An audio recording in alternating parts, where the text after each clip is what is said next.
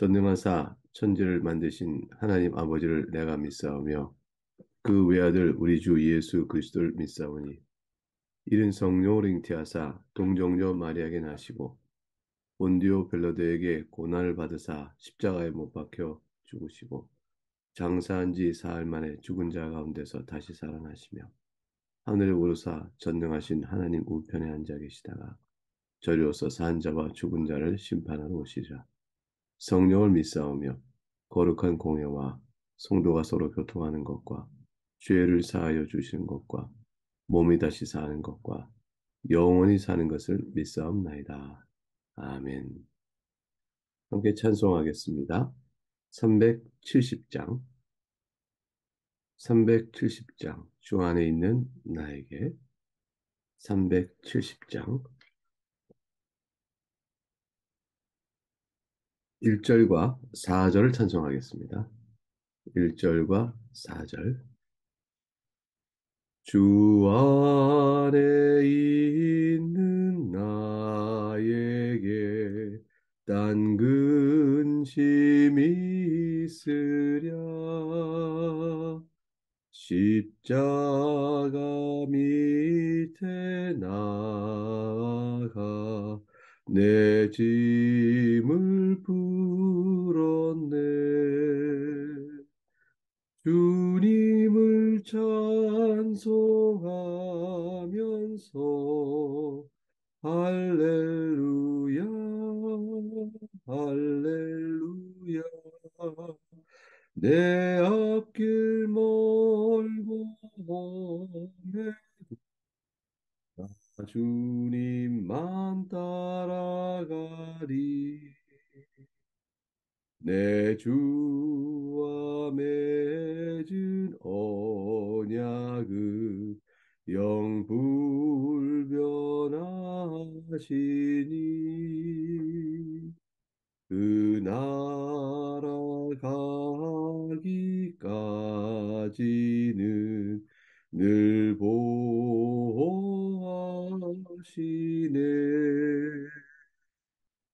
주님을 찬송하면서 할렐루야 할렐루야 내 앞길 멀고 험해도 나 주님만 따라가리. 오늘 주신 하나님의 말씀은 민수기 15장 22절에서 41절까지 말씀입니다. 민수기 15장 22절에서 41절까지 말씀을 공동하겠습니다. 너희가 그릇 범죄하여 여호와가 모세에게 말씀하신 이 모든 명령을 지키지 못하되 곧 여호와께서 모세를 통하여 너희에게 명령한 모든 것을 여호와께서 명령한 날 이후부터 너희 대대에 지키지 못하여 회중이 부지중에 범죄하였거든 온 회중은 수송아지 한 마리를 여호와께 향기로운 화제로 드리고 규례대로 소제와 전제를 드리고 순염소 한 마리를 속죄제로 드릴 것이라. 제사장이 이스라엘 자손의 온 회중을 위하여 속죄하면 그들이 사함을 받으리니 이는 그가 부지중에 범죄함이며 또 부지중에 범죄함으로 말미암아 헌물 곧 화제와 속죄제를 여호와께 드렸습니다. 이스라엘 자손의 온 회중과 그들 중에 거류하는 타국인도 사함을 받을 것은 온 백성이 부지중에 범죄하였음이니라. 만약 한 사람이 부지중에 범죄하면 1년 된 암염소로 속죄제를 드릴 것이요 제사장은 그 부지중에 범죄한 사람이 부지중에 여호와 앞에 범한 죄를 위하여 속죄하여 그 죄를 속할지니 그리하면 사함을 얻으리라. 이스라엘 자손 중 본토 소생이든지 그들 중에 거류하는 타국이든지 누구든지 부지중에 범죄한 자에 대한 법이 동일하거니와 본토인이든지 타국이든지 고의로 무엇을 범하면 누구나 여호와를 비방하는 자니 그의 백성 중에서 끊어질 것이라. 그런 사람은 여호와의 말씀을 멸시하고 그의 명령을 파괴하였은즉 그의 죄악이 자기에게로 돌아가서 온전히 끊어지리라. 이스라엘 자손이 광야에 거류할 때에 안식일에 어떤 사람이 나무하는 것을 발견한지라. 그 나무하는 자를 발견한 자들이 그를 모세와 아론과 온 회중 앞으로 끌어왔으나 어떻게 처치하는지 지시함을 받지 못한 거로 가두었더니 여호와께서 모세에게 이르시되 그 사람을 반드시 죽일지니 온 회중이 진영 밖에서 그를 돌로 그를 칠지니라. 온 회중이 곧 그를 진영 밖으로 끌어내고 돌로 그를 쳐 죽여서 여호와께서 모세에게 명령하신 대로 하니라. 여호와께서 모세에게 말씀하여 이르시되 이스라엘 자손에게 명령하여 대대로 그들의 옷단 위에 술을 만들고 청색 끈을 그 귀에 술에 더하라.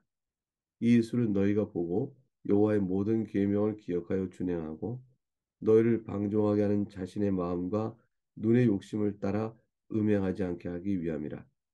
그리하여 너희가 내 모든 계명을 기억하고 행하면 너희의 하나님 앞에 거룩하리라. 나는 여호와 너의 하나님이라. 나는 너희의 하나님이 되려고 너희를 애굽 땅에서 인도해 내었느니라. 나는 여호와 너희의 하나님이니라. 하나님의 말씀입니다. 하나님께 감사합니다. 앞서 13장과 14장에서 보았던 가데스 바네아의 대반역의 사건, 결국 12 정탐꾼의 보고 가운데서 10명의 정탐꾼의 말을 듣고 저희들이 하나님께 원망과 불평했던 사건으로 인해서 무려 38년 14개월 동안 38년 4개월 동안 광야에 이들은 머물러야 했습니다. 출애굽 1세대 곧 20세 이상이 된 자는 모두 가나안 땅에 들어가지 못하고 광야에서 죽게 되었습니다. 40년간의 세월, 38년 4개월의 광야에 머물러 했다는 것은 20세 이상이 된 자가 죽을 시간을 하나님이 정하신 것이죠. 그 시간에 20세 이상 된 자는 모두가 죽는다. 사실은 이들이 반역한 사건을 생각하게 되면 이스라엘 모두가 죽어야 했습니다. 어린아이까지 모두가 죽어야 했으나 20세가 되지 않은 자들은 가나안 땅에 들어가는 은혜를 입은 것은 하나님께서 저들을 버리지 않으시는 그 하나님의 긍휼을 나타내 보이신 것입니다. 이스라엘을 버리신 것이 아니고 징계를 행하신 것이죠. 이제 광야 40년 세월을 보내면서 그동안 한번 생각해 보시기 바랍니다. 과연 20세 이상이 된 자로 가나안 땅에 들어가지 못할 것이라 하나님의 징계의 선언을 받은 자가 어떤 시간을 보냈을까요? 한 사람 한 사람씩 20세 이상이 된 자 가운데서 광야에서 죽는 사람을 지켜보았을 겁니다. 그런 모습을 보면서 이스라엘 사람들은 무슨 생각을 하며 지냈을까요? 이 기간 동안에 그들은 어찌하여 광야에 이렇게 오랫동안 두시는가? 하나님께 약속의 땅을 왜 우리를 바로 이끌지 않으시는가? 라는 불평과 원망을 계속적으로 할 수가 있을까요? 그 광야의 기간이 하나님이 선언하신 그 징계의 기간이라는 사실을 생각할 때, 그리고 그 말씀대로 20세 이상이 된 자들이 하나씩 둘씩 그 세월 속에 죽어갈 때 그들은 하나님에 대한 징계를 기억해야 됐습니다. 그러면서 도리어 남은 자신들의 후손들마저 하나님 벌하지 아니하시고 가나안 땅에 들어가게 하시는 하나님의 긍휼과 오래 참으심을 생각하면서 하나님께 하나님 백성으로 마땅한 자세와 태도를 가지고 살아야 한다. 이것을 생각하면서 감사하며 감당해 와야 되는 시간들이었을 것입니다. 과연 그 시간 동안에 이스라엘 백성들이 어떻게 지냈는지 자세한 일에 대한 내용은 성경은 침묵하고 있습니다. 거의 침묵하죠. 몇 가지 대표적 사건들만 나타나는 것을 우리가 보게 될 것입니다. 그러면서 이들이 그 기간 동안에 어떤 영적 성격을 가지고 지냈는지를 우리가 확인할 수 있게 합니다. 내일 살필 16장부터 18장의 내용은 광야 생활이 거의 끝나갈 때의 사건입니다. 그럴 때에 보라 일당의 반역 사건이 또 이와 관련한 여러 내용이 기록되어 있습니다. 그렇다면 광야의 생활의 시작인 가데스 바네아 그때로부터 시작해서 결국 끝날 때쯤에까지 시작과 끝이 반역의 사건으로 각각 기록되고 있습니다. 그러면 광야 40년 세월 기간 동안 저들은 여전히 반역의 틀에서 조금도 벗어나지 못하고 있다라는 것을 바로 볼 수 있게 하죠. 이스라엘의 영적 상태가 얼마나 불안한가를 그대로 보여주고 있는 것입니다. 이는 마치 하나님의 은혜로 구원을 받은 우리가 믿음의 생활 그 가운데서도 언제라도 하나님을 말씀 앞에 불순종하는 죄를 범할 수 있는 연약한 상태에 있는 것, 그런 것과 비슷하다 할 것입니다. 오히려 신약의 우리들은 성령 하나님의 내주하심과 은혜와 이와 같이 매일 되는 말씀의 가르침으로 인해서 우리 심령이 하나님 앞에서 바르게 세워지고 회개하고 나아갈 수 있는 기회를 더 많이 받고 있다. 훨씬 더 풍성한 은혜를 받고 있다 할 것입니다. 그러나 이스라엘에게도 또 상당한 수준의 하나님의 은혜가 있고 저들이 하나님 앞에 돌아와 회개할 수 있는 기회들이 주어집니다. 그것이 오늘 본문에 나와 있는 어제부터 이어지는 각종의 제사 규례에 대한 하나님의 제시입니다. 민수기는 이러한 이스라엘 상태를 보이면서도 이스라엘에게 소망을 여전히 보이시는 하나님의 약속을 그 제사의 규를 통해서 저들의 죄가 사함받고 회복되어지는 일, 그것들을 상기시키고 있는 것입니다. 결국은 시작도 반역이요. 또 끝도 반역을 끝나는 광야 생활 가운데에 이와 같이 하나님의 제사의 규례를 하나님 제시하심으로 인해서 언제라도 회복되어지는 이스라엘의 하나님 공동체로서의 모습을 하나님께서 바라고 계시고 그것이 하나님 뜻임을 보여주고 있는 것이죠. 이것은 이스라엘에게 가나안 땅에 들어가서 지켜야 할 기본 율법을 훈련시키는 내용이기도 합니다. 이것을 정리해 제시하면서 이러한 소망을 가지고 징계의 기간을 믿음으로 감당할 것을 권면하시는 겁니다. 이스라엘 바라볼 소망을 말하면서 가나안 땅에 들어가면 너희가 이렇게 제사를 드릴 것이라. 그러나 광야에서도 저희들은 나름의 제사를 드립니다. 그러나 가나안 땅에 들어가서 너희가 드릴 제사가 어떤 것을 다시 한번 일깨워 주시면서 광야 생활 가운데서도 그 날을 바라보라. 20세 미만의 계수된 자들은 다 들어갈 것이다. 이 말씀의 소망을 가지고 반역했던 20세 이상에 된 사람들이 광야에서 죽어가는 모습을 지켜보면서 인내로 하나님께 순종하고 살아가야 될 신앙의 요구를 하고 계신다 할 것입니다. 이러한 가르침은 광야 생활의 초기부터 하나님께 반역했던 이스라엘이 광야 생활을 마칠 때 즈음에도 여전히 반역하고 있지만 하나님께서 이스라엘을 선택한 자기 백성으로 삼으신 지위를 박탈하지 않는다라는 사실을 보여주는 것이죠. 이제 오늘 읽었던 본문은 제사 규례 가운데서 어제 읽었던 소제와 전제, 거제에 이어서 속죄제를 말씀합니다. 민수기 15장을 보면 레위기 4장에도 이제 속죄제 규례가 나오는데 거기에와는 달리 즉 레위기 4장은 달리 제사장이 범죄한 경우 또 족장이 범죄한 경우에 대해서 언급하지 않고 있습니다. 회중이 범죄한 경우에 대해서 다루고 있죠. 그것은 민수기는 레위기가 달리 제사의 규례를 상세히 밝히는 것이 목적이 아님을 말해줍니다. 하나님의 긍휼하심을 입어 하나님 앞에서 이스라엘 회중이 반역했음에도 불구하고 하나님께서 이들을 정결케 하여 보호하고 계시다라는 사실을 보여주는 것으로 충분한 기록의 목적이기 때문이라 할 수 있습니다. 속죄제의 특징은 죄로 인하여 더러워진 사람을 정결케 하는 일에 있습니다. 하나님 앞에서 거룩하게 하여 다시금 하나님 앞에 백성으로 설 수 있게 해주는 회복의 은혜입니다. 그래서 속죄제는 번제와 함께 이어집니다. 죄 사함 받아 하나님 앞에 회복되어진 자로 섰을 때 이들이 번제를 드림으로 하나님 앞에 헌신해가는 내용의 제사가 이어지게끔 되어지는 것이죠. 속죄제란 22절에 너희가 그릇 범죄하여 이렇게 되어 있습니다. 24절에도 회중이 부지 중에 범죄하였거든 이렇게 되어 있습니다.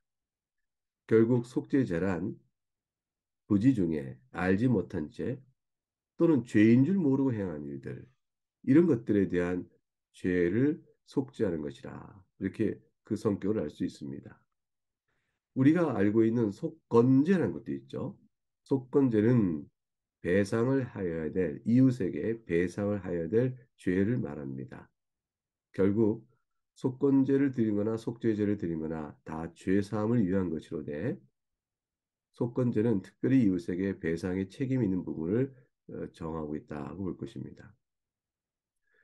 이와 같은 속죄죄를 지음에 있어서 26절에 이스라엘 온 회중은 물론이거니와 이 속죄제를 드리면 그들 가운데 거류하는 타국인도 사함을 받는다. 이렇게 말씀하고 있습니다. 이스라엘 자손뿐 아니라 타국인도 속죄제를 통하여 죄사함 받는 하나님의 은혜에서 제외되지 않는다라는 것을 말하고요. 또한 이스라엘 자손 회중 가운데 들어가 거류하는 타국인은 역시 하나님 앞에서 저들도 거룩한 백성이 되어야 될 요구를 받고 있다 할 것입니다. 결국 혈통에 따라서 제한된 은혜를 받고 있는 이들의 이스라엘의 배타성이 구약에 두드러진 것 같으나 그러나 누구라도 타고인이라도 하나님의 규례에 따라 들어와 죄의 사함을 바라고 여호와 하나님을 섬기는 일에 있으면 저들도 이스라엘 백성과 다를 바 없는 동일한 은혜 가운데 있게 된다는 사실을 보여주고 있습니다. 이스라엘 공동체가 하나님의 거룩한 백성이 되어야 한다는 사실에 저들 그 공동체 안에서 거룩한 백성이 되어야 하는 것이고 저들이 그러기 위하여 하나님의 속죄의 은혜를 먼저 받아야 한다라는 사실 그로 인해서 회복의 은혜가 있어야 한다는 사실에 타국인도 이스라엘 백성과 마찬가지로 제외되지 않고 동일한 은혜 가운데 있게 되는 것을 보게 되어집니다. 구약에서도 회개하고 여호와 하나님을 섬기고 죄사함의 은혜를 구하며 나오면 저들도 생명을 얻는 것이었습니다. 27절에 보게 되면 한 사람이 부지중에 범죄하면 하고 또다시 속죄죄의 개인적 범죄에 대한 내용이 나오는데 29절에도 동일합니다.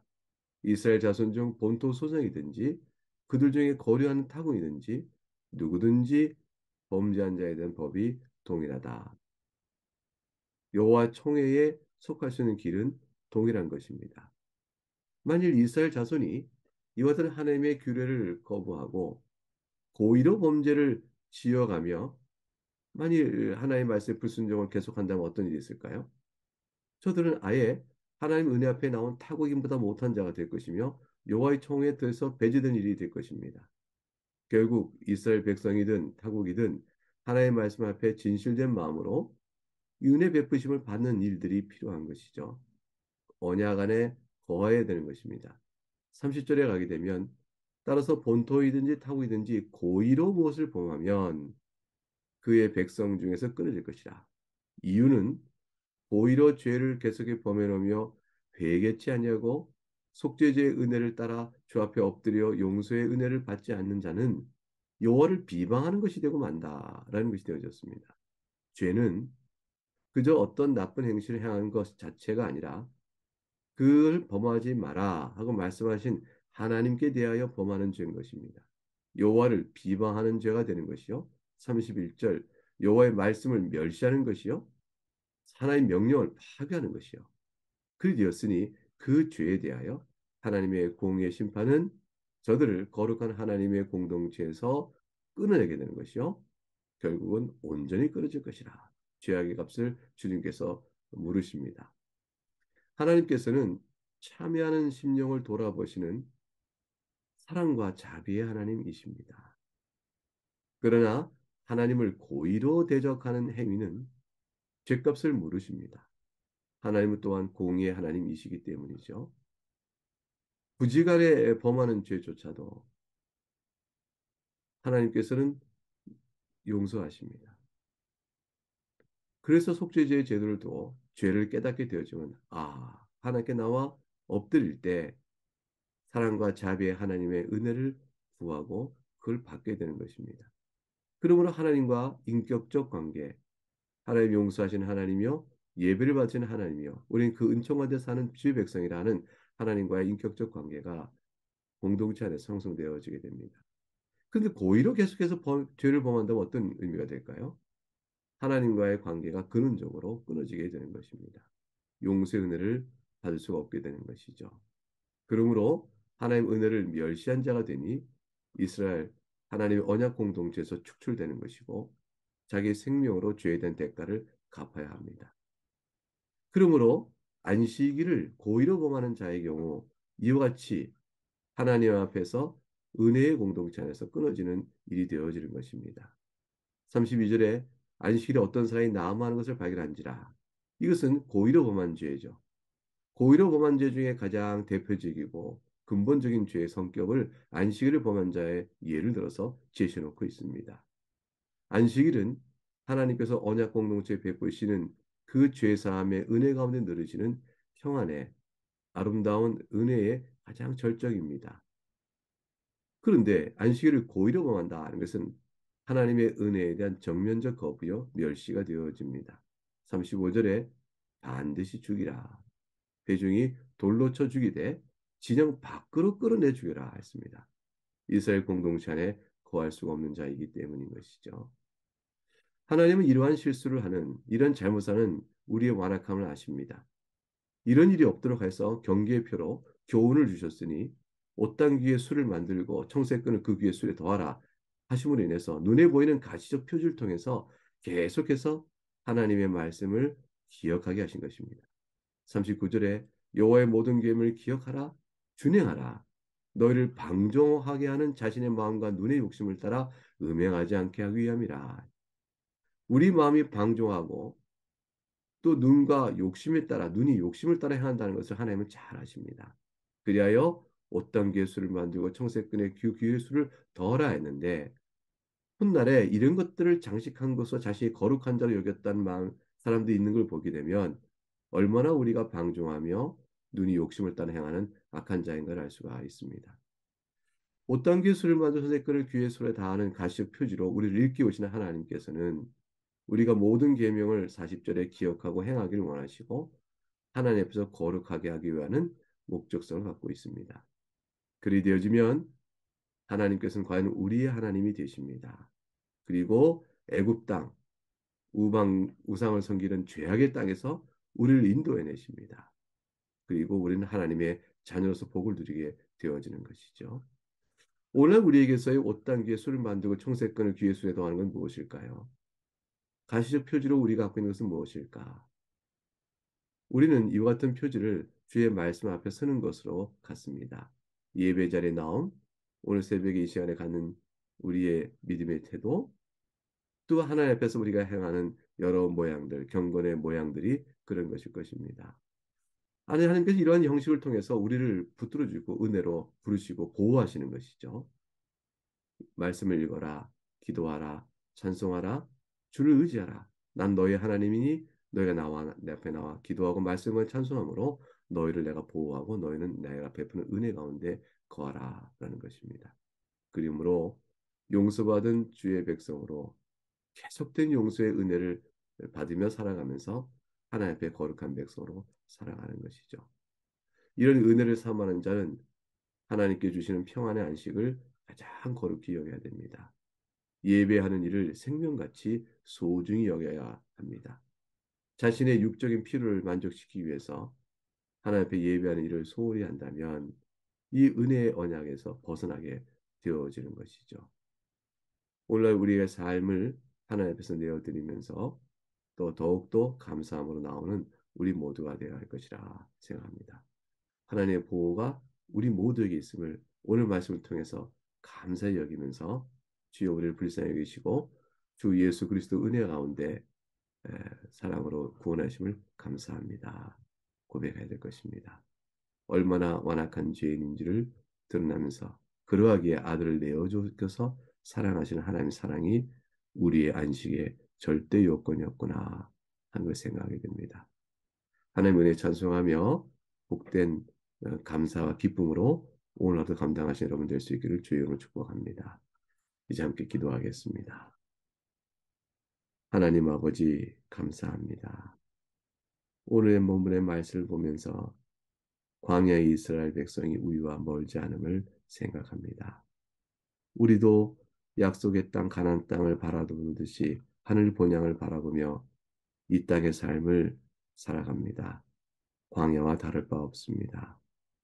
반역으로 시작하여 반역으로 이어져가는 저들의 광야 생활의 기본적 성정을 하나님께서는 잘 아시면서도 20세 미만의 계수된 자는 다 가나안 땅에 들어갈 수 있도록 그 시간을 보호하십니다.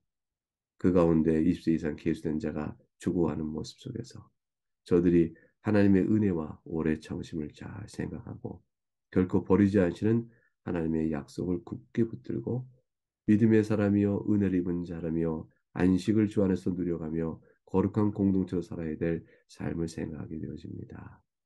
우리가 또한 그와 같은 줄 알고 오늘도 이 자리에 무릎을 꿇고 나아싸우니 사랑하는 모든 교우들을 주님께 복을 주시고 또 은혜 가운데 하루하루 살아가도록 붙들어 주시옵소서.